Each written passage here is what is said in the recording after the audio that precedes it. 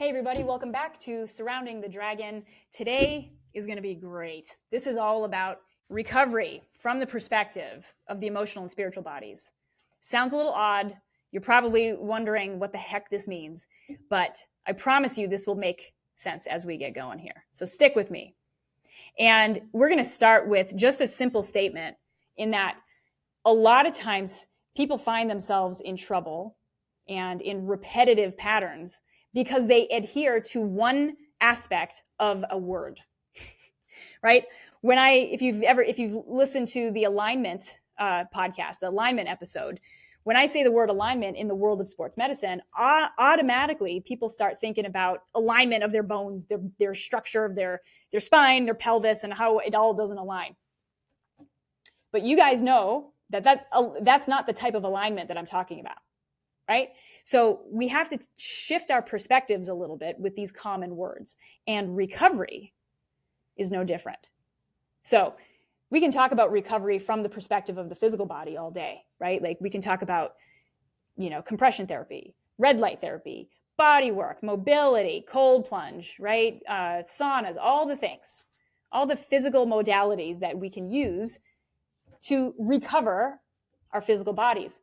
I should have put in there sleep, right? Sleep is probably the number one recovery tool that everybody has access to.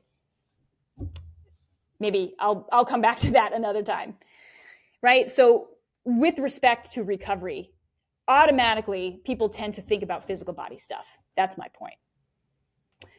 So today, I want you to expand your vision and your understanding of the word recovery as it relates to the emotional and spiritual bodies and what this means. So if we look at that word, recovery, the word recovery also means to regain possession of things that were lost or stolen. Regaining possession of something that was lost or stolen. So from the perspective of the emotional and the spiritual bodies, this makes a little bit more sense, don't you think? So think about this for a second.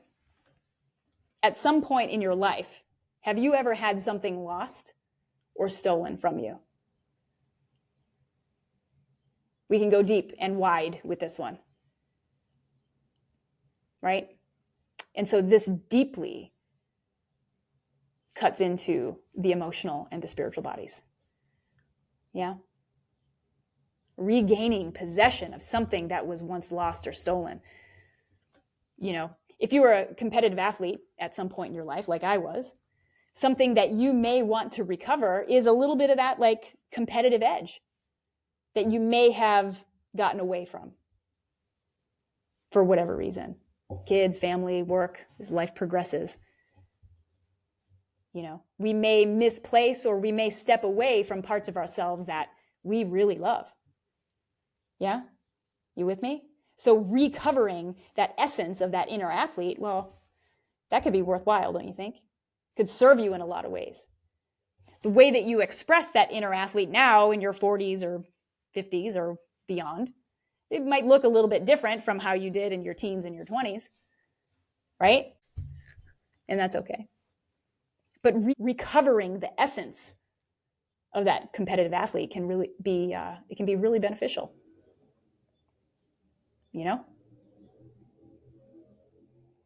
Another way this shows up, I see a lot with women, a lot of my female patients who have had families and they feel like they've been disconnected and they've lost that woman that they were prior to having a family, right?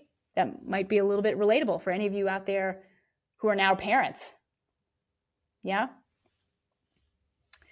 Right? So for that woman who's now a mother, to regain some of her mojo, right? Single girl mojo, that can be really beneficial for a lot of things, don't you think? Recovering that essence, regaining possession of that thing that was lost. Sounds pretty good, right?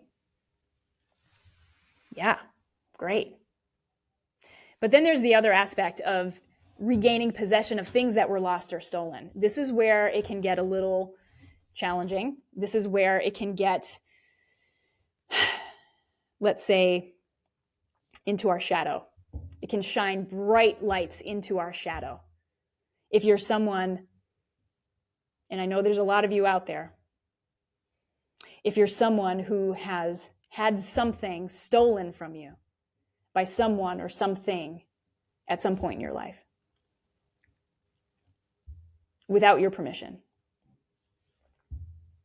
or against your will,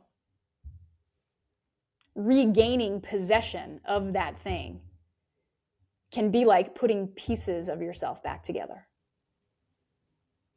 And that's a spiritual component. That requires courage and willingness to dive into the shadow, all those dark areas of our soul where we just push things into. We push them away and forget that they're there. They haven't gone anywhere. So, recovery from the emotional and spiritual perspective makes a little sense, right? Regain possession of things that were lost or stolen. This is the kind of work that we all need to start doing. So we can start operating in our physical expression at our fullest capacity.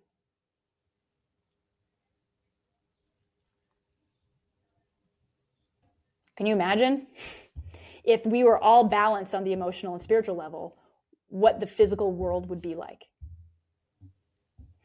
I would love to see that. And this is the kind of work that I'm starting to do a lot more of here in my clinic, right? Recovering my patients things that were lost or stolen, working through that and supporting them and holding space for them as we work through it together.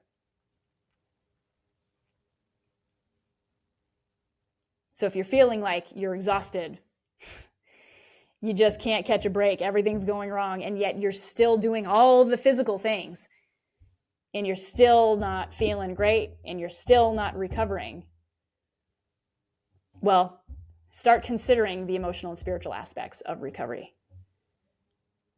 What are some parts of you that you could benefit from recovering?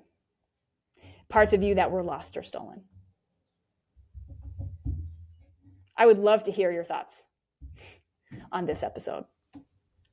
So please leave me a comment, send me an email, go get on my email list, send me a DM if you got this on Instagram. This is Surrounding the Dragon. We come at things from different angles.